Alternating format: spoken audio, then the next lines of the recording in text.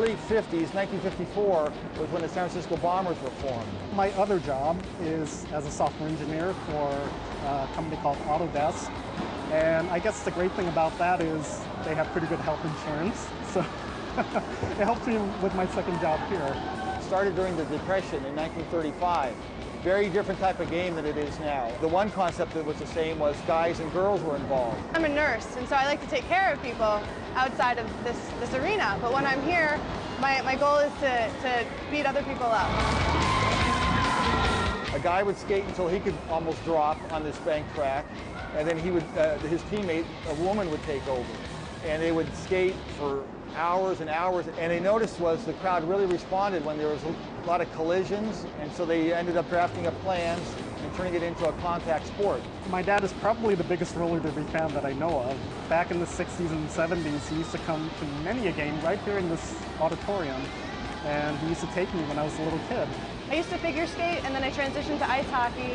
You know, ice hockey only takes you so far, and once you've gone through college hockey, then that's really all you can do with it. So now roller derby's the next thing. The game is broken down normally into 8 periods. The women come out first, the men second. You have 5 against 5. The scorers are the jammers. They have a striped helmet. They try and jockey their way through that pack. Now they have 60 seconds to come around and lap as many opponents as they can within that minute. And that's where the other team would, shall we say, halt their progress.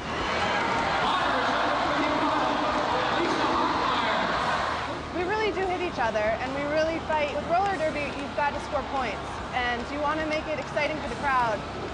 So any way you can do that, that's the goal. When you do fall, you need to look behind you to see who's coming before you get up, because you can get hit in the head. You hear all this noise around you. You hear your body slamming against the track, and you feel yourself bouncing. I train about 4 times a week. I run about 10 miles a week, and I play ice hockey as well. It takes a lot. You really do have to learn how to 5-stride, and that's to get around the track in a pretty steady pace, and you have to hold that pace for 15 minutes. You know, our periods are 10 minutes, but we train to hold it for 15. Where else can you go where you can cheer on men and women competing on the same level?